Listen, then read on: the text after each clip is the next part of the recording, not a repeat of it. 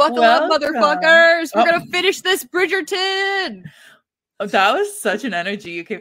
If anybody doesn't know, we're recording these all in one sitting. And so we've been here since hours. 3 hours. My mood off the jump of this episode will not make sense to you, but for us, it makes the most sense. Because we've been doing this for 3 hours, going on 4.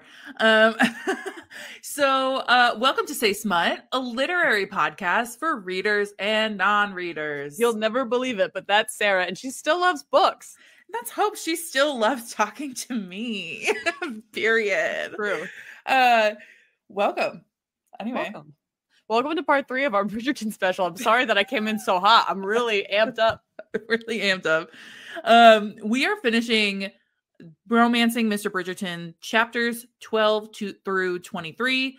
And if you've missed, all of our other stuff, Hope was supposed to explain that, but I'm going to. That's fine.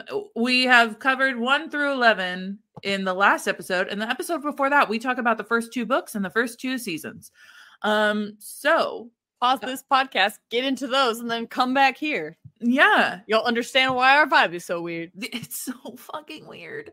Okay, so is there anything you want to say before we jump into chapter 12? Nah, I'm ready to dive right in. Where did we leave off last ep, Sarah? Oh, that is such a good question because we just did it about 5 minutes ago. But we left off. Colin's back. He's really into our girl Penelope, but he can't figure out why.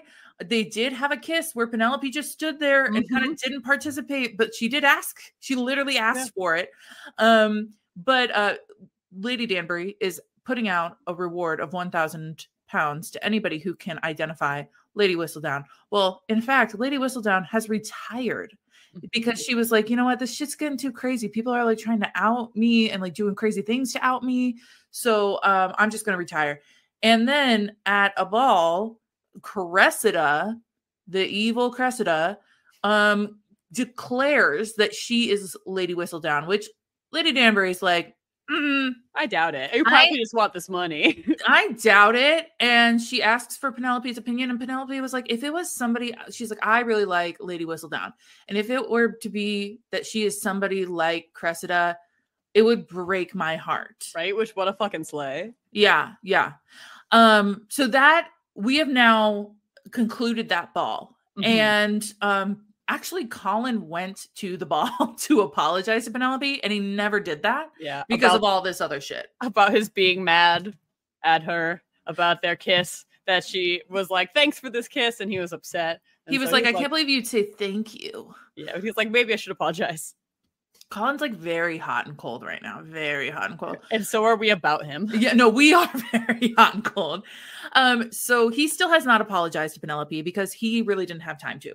So he goes to her house, but instead he spots her leaving the house. Okay, I'm just letting you guys know right now, from here on through the rest of the episode, through the rest of the book, things are going to get kind of batshit crazy. True. And so we need you to hang on to your bonnets. Bodices. No, bonnets. Can you tell that this is our 4th hour of recording right now? Bonnets, because if you'll remember from the last episode when Penelope first saw and fell in love with Colin, it was because her bonnet flew off and hit him in the face while he was on a horse and he fell down. Well, I was going to say hold on to your carriages because we're going to have a very fun carriage scene that is, in fact, in the show. We have been confirmed it is in the show, and I've got some other fun facts about their intimacy. So Colin spots her and she's getting into essentially what's a taxi. Right. And this is so not good because A, she's alone. B, she already, like, her family has a carriage. So why would she need to rent a taxi essentially? And he's like, you know what? I'm just going to fucking follow her. So he follows her. And at one point he's like, is she going to my house? Oh. No. And then where's she going in the secret carriage? And then her carriage like skirts, and it's no longer going to his house. And he's like, oh man, I just thought maybe. I just thought we'd get a little hanky panky on. Whatever. But anyway, so he's pissed off because she's going to like true city London, which is very dangerous, especially for a woman alone, right? Like we're gonna put in those stereotypes too. Yeah. But he's pissed off that she's doing this, but also curious. And I'm going to reflect us back to last episode when she was thinking internally about how she had never seen Colin mad. And if he'd have to really, truly care about somebody if he was going to get mad. Which I guess isn't a concept that I specifically relate to, but it's important for the premise of this book. But it's good because I think for her point of view, it's like passion, right? Mm-hmm. It's having passion for somebody, but not being passive, right? Like she was during the kiss. But anyway, so he's like, I'm gonna go. I'm gonna just follow her all the way. So she goes into this random church, and she he spots her. She's kind of like counting the pews down the aisle, and then is suspicious as hell. Don't be suspicious. Don't be suspicious. But she like skirts into one of the, she like scoots into one of the pews. And then she's like fiddling with the back of the pew in front of her, which has like, the Bibles and the books with the songs in them and stuff. The hymn books is what I was trying to say. And she like stuffs an envelope in behind one of the books. And then she just like looks both ways, and then she just skirts out of the pew. And I don't know when they're going to reveal her identity, but I really kind of want this scene. I want this scene in the show. I can't begin to place how it's going to go now, since we, from a show perspective, already know that she is Whistledown. Yeah, and we so don't. This is so not the plot. I could see that the plot being not necessarily everybody finding out her identity as Whistledown, but Colin finding out at some point and sharing that secret with her. Because I have to imagine he's going to know at some point. Yeah, it would be weird for it to not come up in this season. Yes. And so it would also be weird because since Eloise technically knows in the show. Yes. And I can't imagine she'd watch her brother fall in love and like not tell him and be like, hey, she did ruin our lives at one point. Right. And especially because from the show perspective, Eloise and Penelope are not presently friends. No. And actually, Eloise is going to be friends with Cressida this season. We do know that about the season. Wild. So she skirts out of the pew, and then Colin intercepts her. And she starts kind of babbling. She's like, oh my God, what are you doing here? And he's like, jump scare, by the way. Yeah. And he is, at one point, he like thinks about, I'm not like the typical broody, mysterious guy or like grumpy guy, but I kind of like watching her squirm in this moment. Yeah, this is so wicked mad. And he's like, good that you're afraid of me for being mad at you. Yeah. There's like this weird power dynamic that happens between them over the next few chapters. That's like, I'm going to stand here and make you squirm because I know you're hiding something. And she like starts being like, oh my gosh, this is a church for writers and like publishers, which is so appropriate that you're here because you're also a writer. Like that's so bad. Like, it's just so stupid. I'm just here because writers love this church. And so do I. He admits that like his snarky anger is like not himself either. And so he goes and like he says something about like, yeah, you should leave me here to pray. And she's like, I didn't know you were religious. And he's like, I'm not, but you're going to want me to pray for you after I'm done with you. Which like, that's such a threatening aura, Colin. No, it's so weird, but it is hilarious. So he goes over, grabs the envelope, and he gives her an opportunity to explain. At one point, he's like, oh my gosh, is she writing love letters? Like, and he gets insanely jealous for like a paragraph. Being like, so off the plot here, Colin. He's like, I'm like, it's not about you, dude. It's not about men at all. It's so not about dudes. It's actually some real lady shit. But he opens the envelope and is shocked to find a written version of the next intended Lady Whistledown column, which pretty much says, I know that I said I was going to retire, but I have to come out of retirement to tell you guys that it's not fucking Cressida. I am not fucking Cressida, and I am appalled that anyone would even suggest as much is basically what it says. And Colin like gets Penelope to go into his carriage, and this is going to be a very important scene. But he is fuming with all sorts of things that she's done wrong, from like going to this bad part of the city alone and being Lady Whistledown. And when we finish the chapter, he is like, why wouldn't you just let her take the fall? Like, let Cressida take the blame for this. And Penelope says, quote, I couldn't let her do it. I couldn't let her be me.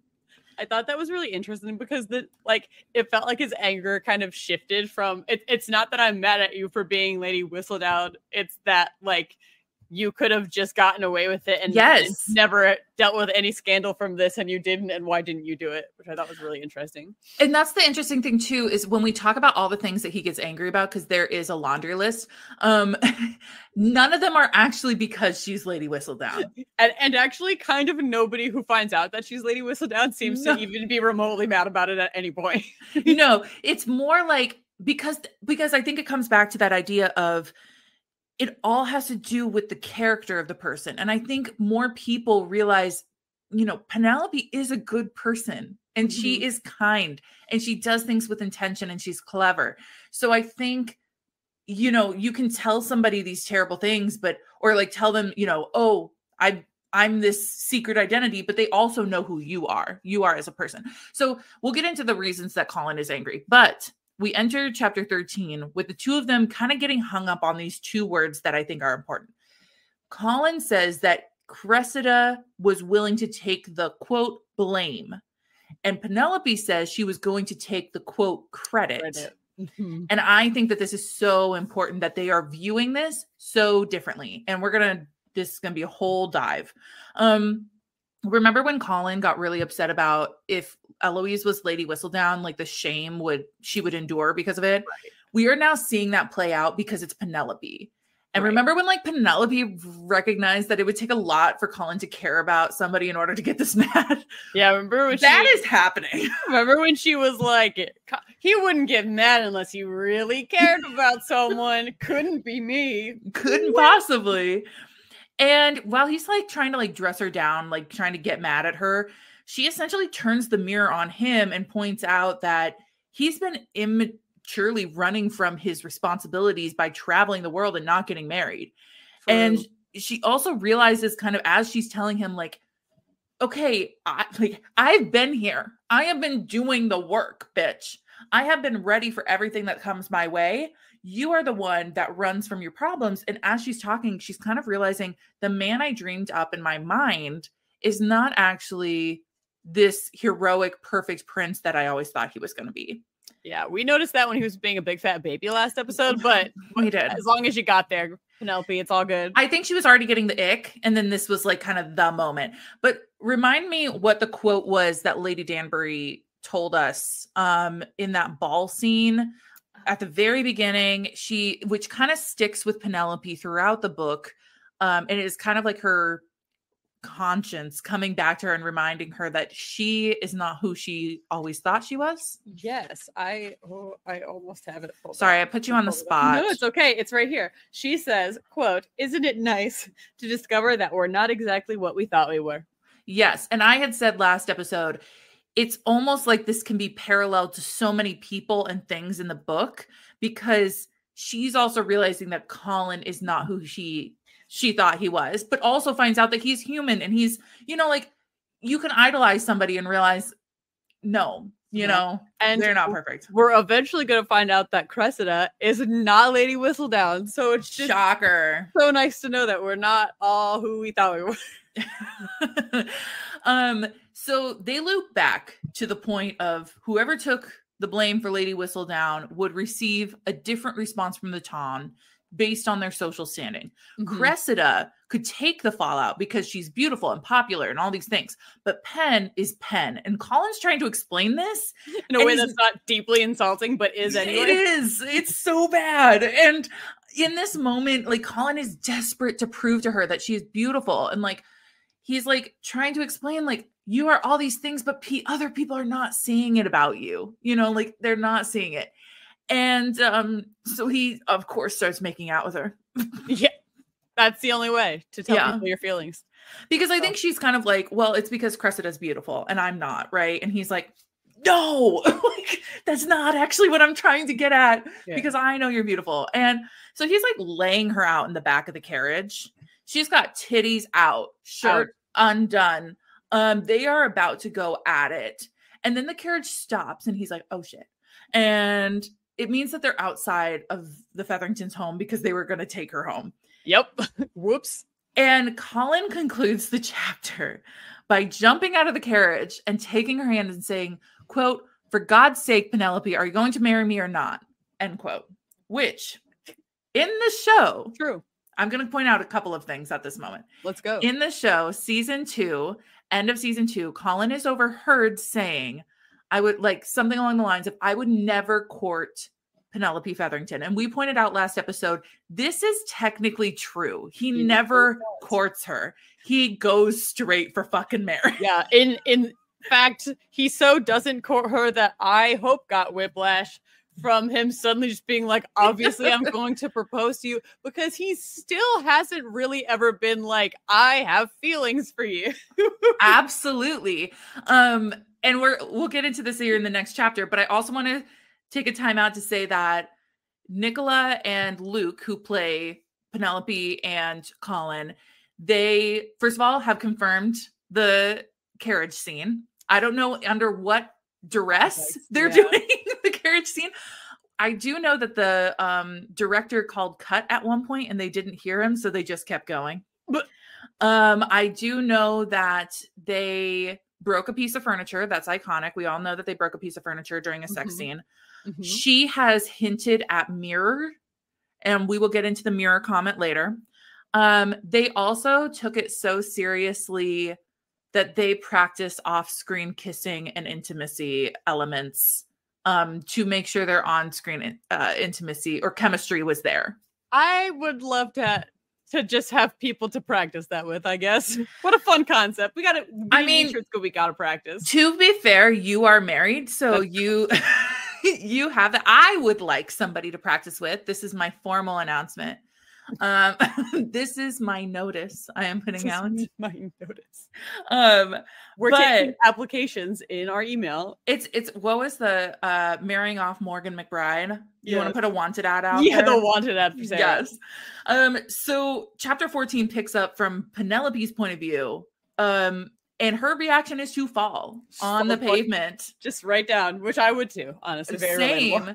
The man you've been lusting after for like 13, 14 years-ish. I don't know. More than 11 years at least. But like, is now asking you to marry him. And it's hilarious because she never ever gives him a response to the marriage proposal. They just roll. Like falls the fuck down. She is shocked, and he's like, you don't think I would like maul you in the back of that carriage if I hadn't expected to take you as my wife, right? Yeah, which is crazy because like I have no reason to expect otherwise, Colin, actually, you've given me no indication. And then he's like hauling her into the house to tell her mom that they're gonna get married. So like, stressful. I'm like, what's that up? No, this man, I keep reiterating, this is a man of chaos in this fucking book. He's just like, I'm going to go accuse my sister of being like Lady Whistledown. I'm going to go do this. I'm going to go do that. And like, he just balls to the walls it. So he's hauling her into the drawing room where every single Featherington is waiting because they have a family meeting this time every single week. And he just walked into it. Yep. Literally everyone is there. Literally. And what ensues is absolutely chaotic because it is a bunch of people, first of all, brushing off Penelope's presence again, but this time it's her family. Like her mom says she doesn't even notice Penn standing there. Ridiculous. And it's like a ghost? Yeah. Did you give birth to a ghost? What the fuck is happening? She even asks her to ring for tea, and Colin is like getting pissed that everybody keeps treating Penelope this way.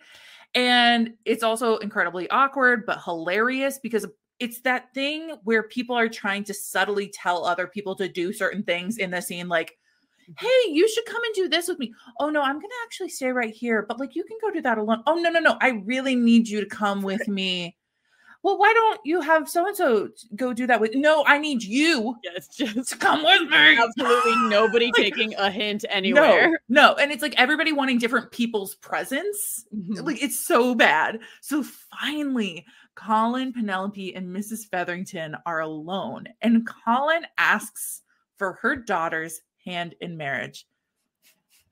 The thing is, Mrs. Featherington starts calling for Felicity to come back into the room. So disrespectful. It is the worst thing. I was like, I don't understand how, because for people's reference, at the very beginning of the book, when they're all talking about Colin being back, Mrs. Featherington's like, oh, that would be a good match for Felicity. And like at one point, Penelope's like, she's like a child. She's like, he's 33. And she just goes to this with Eloise, and even Eloise is like, ew, no. What? Ew, what the fuck is happening? And so Colin is like fuming because he's like, that's not the daughter I was talking about. I literally came into your house with Penelope. Yeah, I am asking. Yeah.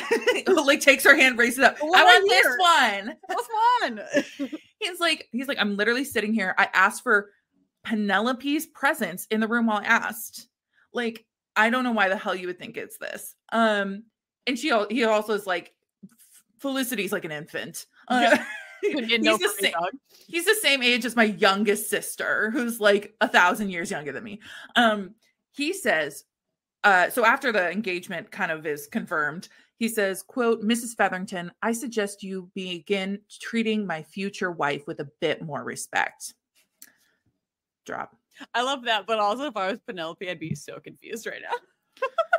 I would be like, I left the house this morning, like just trying to do X. I'm trying. I came back doing A. I'm trying to be my secret alternate persona, and now I'm, I guess, getting married, and it's been a long day. It's been a really long day, and it's like 2:00. I also hooked up in a carriage before this. It's crazy out here. Also, I just had my first kiss like earlier this week, and now I'm getting married. What's happening? So this him calling the mom out feels really important because Penelope repeatedly points out that she thinks the Bridgertons like her, but they stand up for her out of pity. And I really think this moment is the first time she sees that he's doing it out of pure love for her. Like he's not doing like, because otherwise he would just blow this off. Right. Also, I'm not giving Portia a pass. No. But she says that she truly loves Penelope and that she just wanted to keep Penelope as her companion. I don't know. That just seems. Don't believe her. No. Chapter 15. Sorry, do you have anything else about the whirlwind that we just went through? No. I love that Penelope reacts to being like half proposed to by falling on her face, because like who wouldn't? I think it's hilarious that Portia tries to reel back and be like, no, I really love you, Penelope. Like, congratulations. When truly moments earlier, she was like, oh, Penelope. Yeah, I didn't see you here. My daughter who lives with me. I will say, because I was reflecting about the show, and we have that moment in season 2 at the very end when they're at the Featherington ball, and like the new Mr. Featherington, or whatever his name is, he is like trying to get Portia to leave without her daughters and like flee the area. Yes. Or whatever. And she's like, fuck no, I'm choosing my kids. And I was like, yes, Portia. Yeah, show Portia is much better. Portia, thank you for showing the fuck up. Like, I don't know. It was wild. I skipped that over in the recap, but essentially, no, it's a long story. It's a long story. She does have a bad bitch mom moment at the end of season 2, which I don't think happens in any books, but whatever.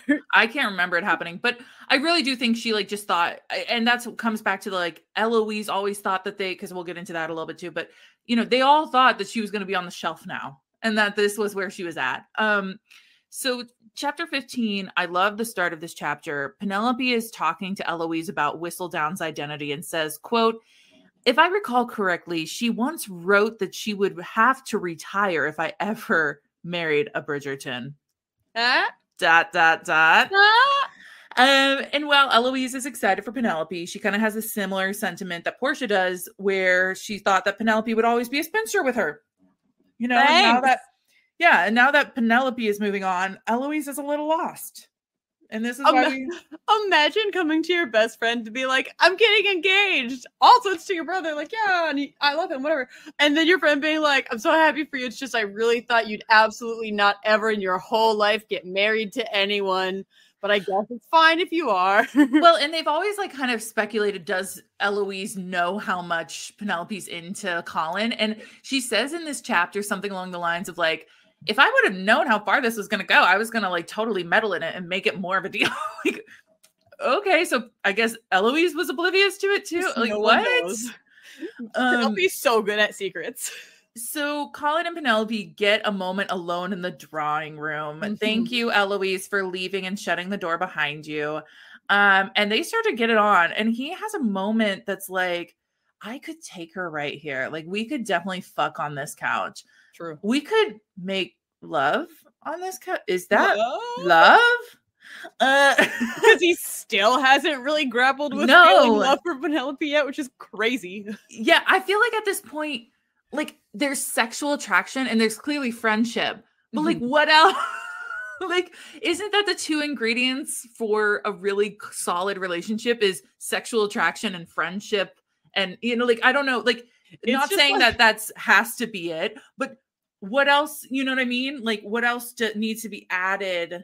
What I'm saying is that we all know that 2 + 2 = 4, and Colin's out here thinking 2 + 4 = fish. Like, I don't...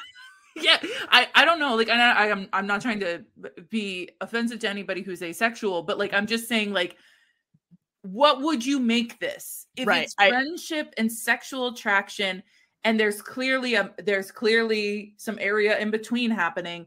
What else needs to happen for you to realize that this is love? But they don't end up having sex. And they were like, what? I said, fine. Fine. I guess we'll move on. But they end up moving up the wedding from being a month out to a fortnight because they're literally so fucking horny. They're literally like, we can't hold it in. Amazing. Chapter 16, Colin goes to see Daphne and asks her, how do you know you're in love? And she's like, I don't know. And he's like, are you fucking serious? We're like, but you did it already. You did it. And she's like, look, it's different for everyone. And at this point, I'd like to note that they are phasing Daphne's actress out of season 3.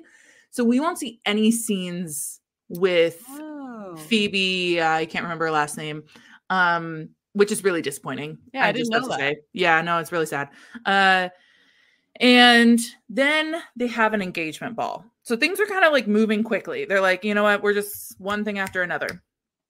And Cressida is given an invite because Colin tells Penelope that he wants Cressida to be forced to watch Penelope's triumph. And I'm like, okay, fine. Give Colin another point. I'm back on the Colin train. You'll reel me back in, Colin. You got me.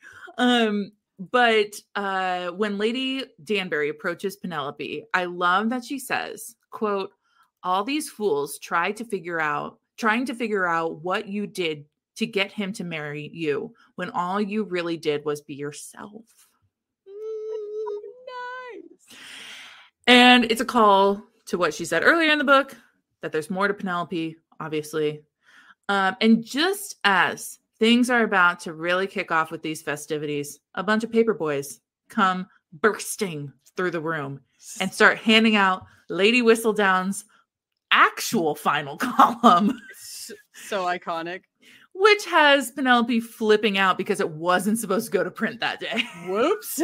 Yeah, like, on the one hand, if it was intentional, it would have been such a serve, but it's not intentional, so it's like, oh, fuck. She's like, this wasn't supposed to happen until Monday. Oh, Colin's gonna be so angry again at me. So, shocker, entry to chapter 17 is Colin so clearly pissed. Yet again. You'll never believe it. He's so mad.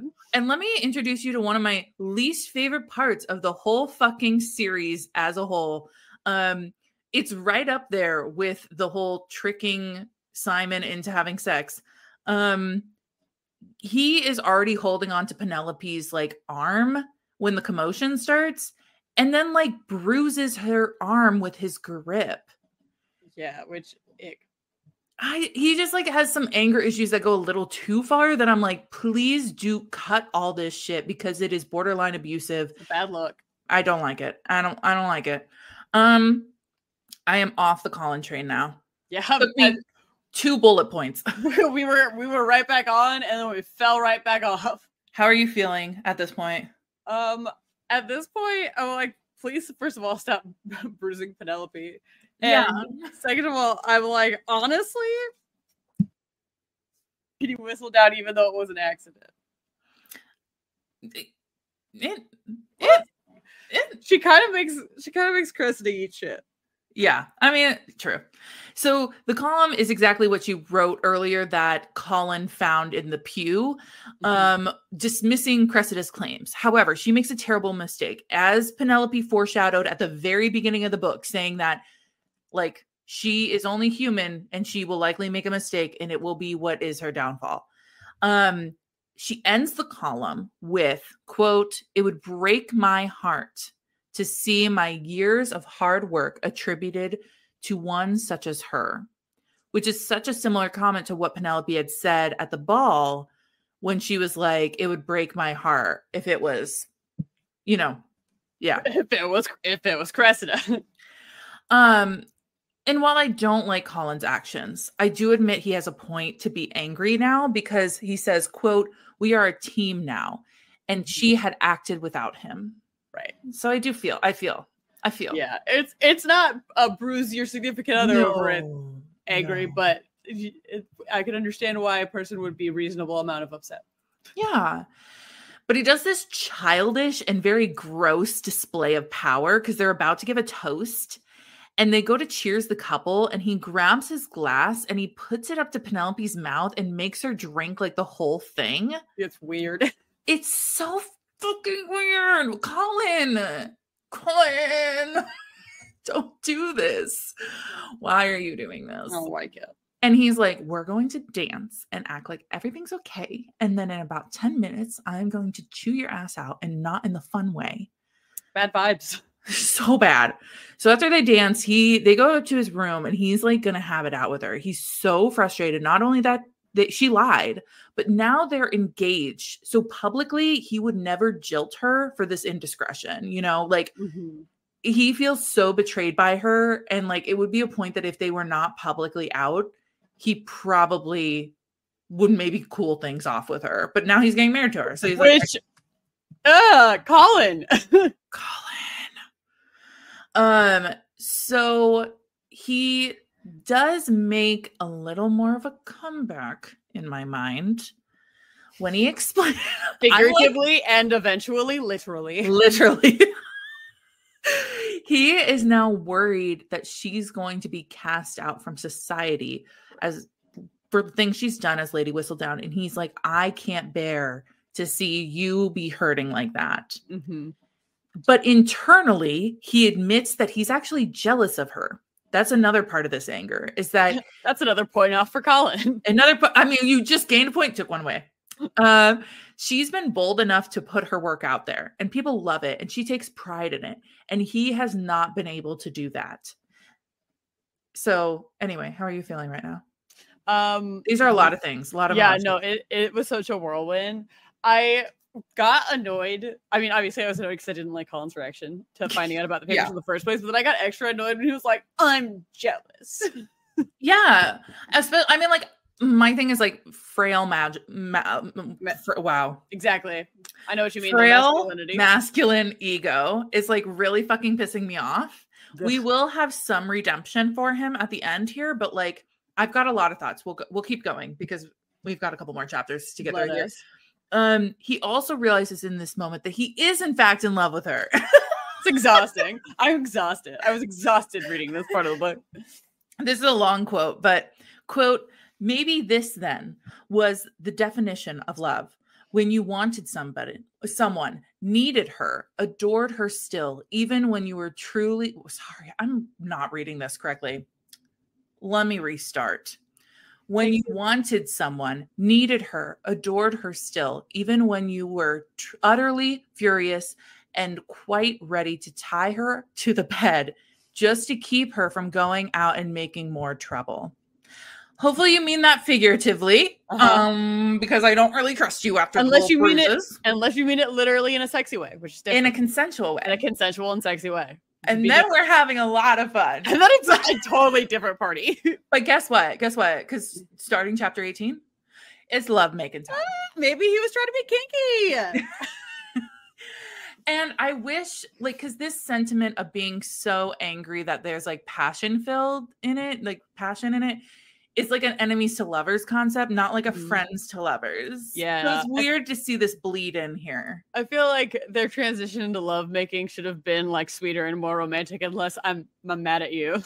Because like now this is the second time that they're hooking up right after they have a fight. Yeah, I don't love, it's not my favorite, I guess. No. And as they're getting into it, he's describing to her all the ways he wants to have sex with her. And this is where we get the iconic, this is, I'm going to say the whole phrase, because he says, I want to do it in front of a mirror. Now, she squeaked. He seemed to consider that for a moment, then shook his head. Later. We know we're getting something to do with the mirror.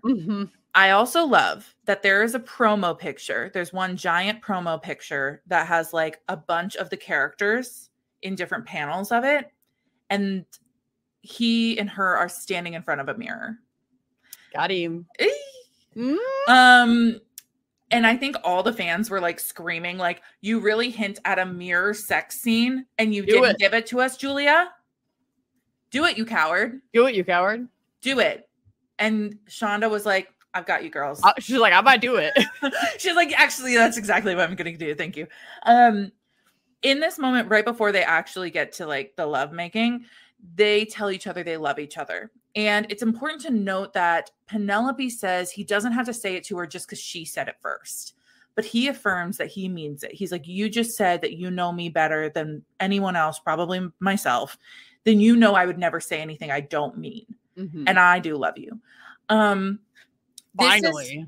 This is a woman who is used to getting pity and getting told things that don't actually mean anything. And I just love this. Okay, and another point for Colin. Fine. Because like, here's another affirmation. And then I think it's like the true love that we see between them. Oh, I hate it. Because it's so when I first read this book, like, I don't know, 2 years ago, something, I read it and I was like, I fucking hate Colin. Can't stand him. He can't do anything right. And then when I read it again and annotate it, and I'm like looking for, you know, Easter eggs and foreshadowing and stuff like that, I'm like, okay, fine, I'll give him some points. Like, you know what I mean? I'll give him something. And for a long time in this book, Colin acts as if Penelope was the one that changed, right? We've talked about that. Yeah. And he admits to her, he tells her in this moment, I don't think you've changed. I think like I essentially grew the fuck up and finally matured enough to see how valuable you are to me. Thanks, Colin. I'll give you another point. And they have beautiful missionary vanilla sex for her first time. Well, as it can be, if you'd like it to be. I was going to say as it should be, but it should be whatever you want. It should be whatever you want. Chapter 19. They're married. I was wicked. I want you to know I was wicked mad that we didn't get a full wedding scene. No, and if we don't get an actual wedding in this show, I'm going to riot. We did not get a wedding scene essentially in Kate either. Yeah. We didn't at all. Because they were like, we already wasted time in a wedding scene, so now we can't do it twice. Well, not even in the show, in the books. Oh, I hate that. In the books, because everything happens so fast because they get caught in the garden with her titty sucking. I forgot that the way it happens is different. Yeah, so they have to like speed it up. And pretty much they even fast forward because she's so focused on the wedding night and stuff that she's like, I like was in a haze the entire wedding day. I barely kept track. And I was like, okay, Quinn, describe a wedding to us, please. I'm disappointed, Julia. Julia, I have not read, to my knowledge, a wedding scene from you. I would like it on my desk first thing Monday morning. But they are married. But something about Colin has changed. Internally, he admits it's because his gross jealousy is rearing its ugly head. But Penelope doesn't know that. So she can only assume that he's like ashamed to be with her. Yeah, it couldn't be as simple as if Colin had just explained what his feelings were. That would be too direct. The contents of these chapters are now kind of getting shorter and shorter, I'll note, because there's less, like now that we're getting kind of to the head of the story. But she asks him to go on a honeymoon because she's like, you know what, that'll be really great. And she's like, I've never been anywhere other than like the suburbs, you know? She's like, the burbs is where I live. Sometimes I go into the city for my big secret stuff, but that's pretty much it. And she's like, why don't you like take me somewhere? Like, and he's like, no, maybe at the end of the year. And like, she's like, why won't you take me somewhere? And he pretty much says like, I'm scared your secret is going to get out and I won't be in town to mitigate the damage that it's caused. And that's not fun. No, but I get he's trying to like Colin starts taking his purpose into being, I have to protect Penelope, which is like, don't find purpose in another person, maybe. Yeah. I don't know. Anything you're feeling as we're going into the heat of the story, the last not outside of being just wicked mad that there was no description of their wedding. I was so miffed. I want the clothing descriptions. I want the cake description. This motherfucker's always hungry. The buffet must have been incredible. Yeah, the food was off the charts. Insane. Other than we do know that it was an intimate affair. It was a small, intimate affair. Chapter 20 begins with Penelope walking in on Colin writing, and she tries to really connect with him as mutual writers, and he kind of denies being a writer, and she awkwardly explaining like, that's what you are. And she's like trying to make shared experiences with him. And he like refuses to meet her halfway because of course he's jealous and she doesn't know that. Mm-hmm. And she thinks he's just shutting her down. So then later that night, he comes to her and is kind of like a little coy boy. It's like when a kid's in the doorway of your parents' bedroom. And you're like, Mom. I threw up. No, but he like kind of comes to her and is like, I mean, like I highlighted some passages if you wanted to. And she is very kind to oblige. So I'd be like, fuck you. Yes. I'd be like, shit. I was like, are you trying to have sex with me? Is that why you're trying to make it up to me right Not now? today, Colin. Not today, son. Maybe in a fortnight. Everything's a fortnight away. Yeah, everything's a fortnight. But he asks her for her input. And they actually have this like really vulnerable conversation about writing in which he confesses all the things he loves about her writing, which from the beginning of him finding out, she's kind of like, I have wanted him to tell me he's proud of me. Like, I have wanted him to tell me that he thinks I'm cleverer than every other person in the town. And like, finally, this is the first moment that he's like, you're actually a brilliant writer. You do an amazing job. Like, just lays out compliment after compliment. But he also tells her that he's been jealous because she has a body of work that's published and that people loves. I got what you mean. Thank you. We're almost at hour 4. So close. We're so close. So she actually sits down and tells him the story in which how she came about being Lady Whistledown, which is that she started it as a joke, writing her feelings after a ball on her first season because she was so miserable. And she left it on a table when she went to use the chamber pot. Ha ha ha. No one talks about lady business. We don't. No lady business allowed. No lady business allowed. And because there's another scene in this book way early on when Colin left his writing. Yeah, and like, I was going potty. She was like, where were you? And he was like, I don't have to tell you that. And she's like, no, just tell me where you were. And he's like, do you want me to say chamber pot? This is so embarrassing. I was taking a shit. Okay, what do you want from me? No, we can't acknowledge that we poop in front of each other. No. But her father's solicitor actually came into the drawing room and found it and he thought it was hilarious. And so he like helped her get it published. She made a ton of money off of it. And then when her great aunt died, the solicitor helped Penn act like the Lady Whistledown money was actually her great aunt's money and had it delivered to her mother, which was very nice. But she was also like, yeah, well, my mom's taken care of me for all these years. Like it's trickle down economics. It's trickle down economics. It's Bidenomics here, you guys. He says that in the book. It's crazy. No, it's Ohio. That's where Trump got it, actually. No, he loves Bridgerton. He loves Bridgerton. So she also kept a lot of the money and she emphasizes to Colin, it is a lot of money. And so they decided to like put it away for their children and especially for their daughters to have money outside of their dowries. And it's kind of cute because he's like, let's go on a trip. And she's like, let's use my money to go on a trip. He's like, no, I will pay for our trip. And she's like, what if I gave you a little pin money? Like it's like, he's not his masculine ego is not that fragile because he kind of is like, oh, are you going to give me an allowance? Like, but what if I be your sugar mama? Yeah. And I do love this scene because it feels like they're finally back on the same page. As it turns out, if you just talk about your feelings, everybody can feel better. Jesus. Yes. So in chapter 21, the only major thing that happens is that, it's pretty major, Sarah. Because what the next 3 chapters are kind of sweeping, like they kind of just kind of all run into one, which is that Cressida comes. It actually, I think, happens in one day because Cressida comes to call on Penelope. She points out that Lady Whistledown's announcement sounded a lot like how Penelope insulted her a few weeks ago. Almost identical. Identical. And she's like, I think you're Lady Whistledown. And she's like, I think you should pay me 10,000 pounds within the next week, and I'll keep your secret. So much money. It's wild. Because remember that everybody was going gangbusters because Lady Danbury was going to give out 1,000 pounds if they figured out who Lady Whistledown was. And 10,000 is way more than 1,000. 10 times that. 10 times. Yeah. Some would say 10 times as much. So chapter 22, it's been like 3 hours and Penelope's like waiting for Colin to come back home. Oh, fuck. Yeah. And she tells him immediately. And again, Colin doesn't care as long as they are on the same team, right? Communication is key. And he is like, okay, game time. Let's go. Like, I'm going to come up with a plan. And the backup that Penelope comes up with is like, we can ask Lady Danbury to take the fall because she does love Penelope. And you know that she would take the fall. She would be like hilarious about it. And when he's about to set off, because he's going to go talk to his brother, he says this wonderful quote. And if I swear to God, Shonda, if I don't get this in the fucking show. Shonda, I know you're listening. Shonda. Politely, if you don't give me a wedding, give me this. Give me this one thing. I'm going to just weep if you don't give us one or the other.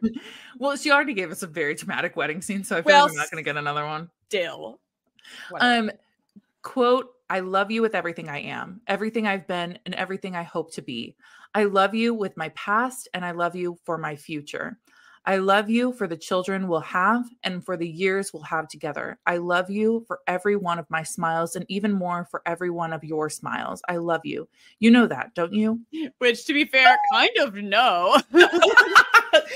Actually, you could give me some more verbal affirmations. I guess I know that now that you've said it out loud, but like a little stingy on the feeling sharing, Colin. So I don't know. After everything we've gone through in this fucking book. I will say that I have no problems with Colin from about this point onward. It doesn't erase the things I'm still mad at him for from before. No, but, for sure. But this is like the moment where he finally shines a little bit. Thank you. So Colin goes to meet with his brother Anthony, and he enters his brother's study and says, like, I need your help. And then we cut away from the scene, so we don't know what he asks for. Yes. Also, important context to set up. They're about to go to a ball at Daphne's. Yes. And it's that day. So he's like, you just get ready for the ball. I'll see you there. I'm going to figure it out at the ball. Off to you there. Later. And so it's also funny that he has been he's now writing letters to all the Bridgertons and is like, I couldn't believe how fast letters got out to each other. I mean, I guess they probably just sent like page boys to run them. But they're also like 2 blocks away from each other too. It's all in one day. So it's just like a lot to get done. So Penelope gets a letter saying like, go to my mom's house, meet up with my sisters and my mom there, and I'll see you at the ball. And then like Lady Bridgerton gets a note being like, you need to stick to my wife like glue. So dramatic. You need to stick. And then like Daphne gets a note being like, hey, can you like look after my wife? Everyone is so fixated on the fact that they need to stick to Penelope like glue and they don't know why. And also don't let her around Lady Danbury. And they're like, we all thought you were friends. And she's like, I am, but I get it. She's like, honestly, don't let me be around Lady Danbury either. I'm going to make some mistakes. No, I'm going to quick spoiler alert Eloise's book. So like skip forward a minute if you don't want to hear. But like there's a interwoven subplot that preps for her book, which is next, which is that Eloise's pen pal, as we distinguished in the very first part of this Bridgerton recap and stuff, that Eloise is going to fall in love with her cousin's husband because her cousin passed away. and she starts pen paling with him. And on this night, she's going to run away to go be with him. So this night is actually big for Eloise too, but like no one knows that. In the book, they're literally like, just feels like there's magic in the air. Like something's really going to happen and change tonight. So the energy's just like electric tonight for some reason. Wild things are going on. And what essentially is going on is that she's had this pen pal ship with this man, and he is now a single father to two children. And he's like, I need a mother for these children because I don't know how to connect with them. And he's like, well, I know this is unconventional, but will you marry me? And she kind of looks at Penelope and Colin's situation, which we talked about earlier, which is that Eloise kind of feels like she doesn't know what she's doing now. And she's like, you know what? I'm going to go take him up on his offer, actually. So crazy. So I'm going to go. I didn't have that context at all when I read the book. So yeah. Yeah. So she's kind of like, you know what? I wasn't gonna, but I should. Yeah, now I will. I don't know. I'm gonna do it for the plot, actually. It'll be convenient if I'm not here for what's about to happen next. So, and I don't think she's there for the Lady Whistledown announcement that we're about to get. She's not, because she finds out like through a letter in the next book. No, because what? I mean, we can get to there's epilogues on epilogues. We can talk about that. Let's proceed. Okay. When chapter 23, when Colin gets to the ball, he tells Penelope, he like pulls her aside and is like, I'm going to announce your secret, which I fucking hated this. When I read it initially, I was like, who the fuck are you to make this decision for her? Because that's never been on the table. I got so nervous, like in the way that Penelope gets nervous. She just kind of starts shitting bricks because she's like, we're going to do what? And I was like, you're going to do what? Like, I appreciate, because I don't remember this scene from when I first read it, that he actually told her. For some reason, I had it in my mind that he didn't even tell her and he just did it. But like, I hate that like he makes this decision, and I guess she kind of agrees to go along with it. Mm-hmm. But like, he just made this decision and like doesn't talk to her about if she wants to do that, because that's never been on the table, is to out herself. And he's kind of like, well, you know, if we are shunned, then we will move to another country. I just want to be with you. And Penelope points out that if society reacts how she thinks she will, his writings will never be published. And she doesn't want to take that dream away from him either. And his response is, quote, they were never my dreams until I met you. Which is so fucking true. He didn't want to fucking do this until he met her. That's true. He admits that he told Anthony the truth, and Anthony is willing to give his full support. And also, he finally tells her that he's proud of her. And it's like everything that she wanted to hear. Quote, I want everyone to know how proud I am of you. By the time I'm through, there won't be a single person in London who doesn't recognize how clever you are. Okay, I'll give you another point, Colin. Yeah. And then he does the most petrifying thing I can think of. Because this whole conversation, he pulls her into a room and has this conversation with her, and then is like, all right, let's go out this balcony, and just opens a door, and they're on a balcony up high above the whole party, ready for the toast to reveal. She's like, wait, he's like, you didn't notice that how do you think I knew? I think it's because he reveals that Simon knows. Mm-hmm. And he's like, how did you think I knew which room was the only room connected to a balcony? And yeah, he tricks her, tricks her, but sort of. Yeah, he like plotted this whole thing before she arrived. There's even a part where like he gives like this massive speech when he's like overlooking the ballroom and whatnot. And like, he's like, at one point he's like, put your glass down, honey. I'm gonna like he's like directing her. He's like, now I'm gonna do this. But he gives this massive toast to his wife. And he concludes it with, quote, you might say that my wife has two maiden names. Of course, you all know her as Penelope Featherington, as did I. But what you didn't know, what even I was not clever enough to figure out until she told me herself, is that she's also the brilliant, the witty, the breathtakingly magnificent. Oh, you all know who I'm talking about. I give you my wife, Lady Whistledown, end quote. Mic drop. Which the room is dead quiet. And then one singular, slow clap. Really, really slow clap at this ball. Yes. It begins. And it's no other than Lady Danbury. She is ecstatic. Yeah, she's like, I knew it. She's like, that's my girl. She's like, hell yeah, it is. And then Anthony joins in. And then Simon joins. And the Bridgerton women and the Featherington women. They're like plants in the audience to start clapping to make everyone else clap, which is funny. And everybody starts cheering. And our smitten couple kind of just flees the scene. And she's kind of like, you know what? I might deal with the shitstorm tomorrow, but this is the best I could have gotten. Yeah, they're like, now that this is done, let's leave and have sex. And then it's like, and they weren't seen for several days. Yeah, and they fucked for hours and days and weeks and weeks and months and years. So many fortnights. So many fortnights. Our epilogue is focused on the first epilogue, the initial epilogue. I'll let you do the second epilogue.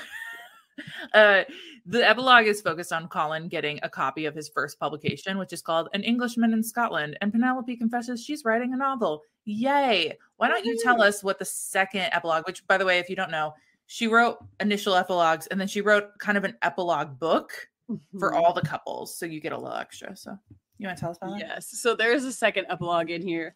And it explains that they're like, oh shit, Eloise doesn't know that your Lady Whistledown. This can't happen in the show because Eloise does know. But in the book, like, Eloise doesn't know that your Lady Whistledown because she wasn't at the ball when we said it because she ran away.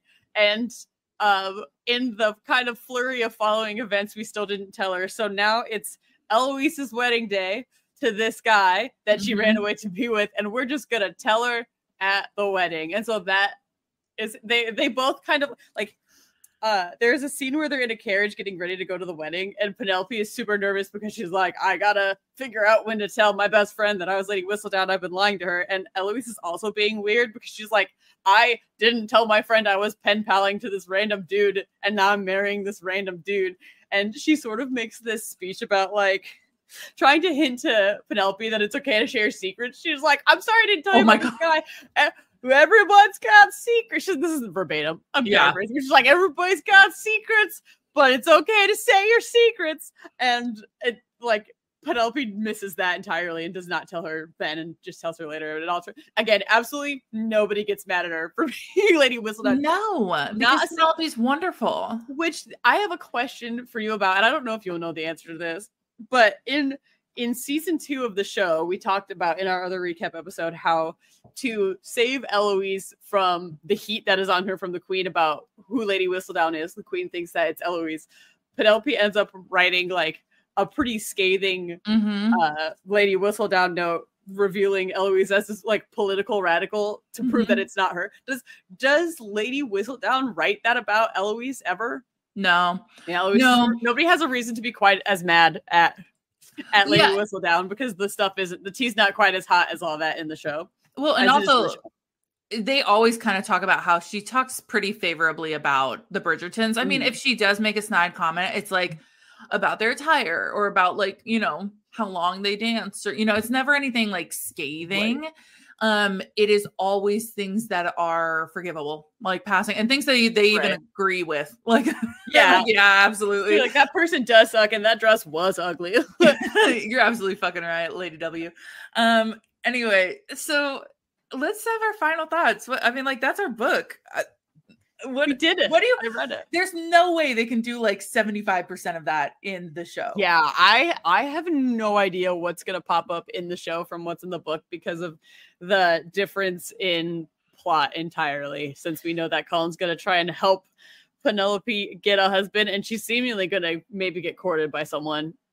Or something. So there is somebody who finds her and starts kind of courting her and like kind of from the get-go sees her as interesting from what I understand. And then like what a concept. Colin. Yeah. And so there are a couple things that I am interested in. I'll kind of go rapid fire through them to see this season. First of all, we are post Queen Charlotte. We didn't touch Queen Charlotte in this, but like right before we recorded one of the episodes we've done in the last 4 hours, I showed you a video that Bridgerton posted that it makes it look like there's a man that might come between Violet and Lady Danbury, which maybe would be wild. I'm here for it.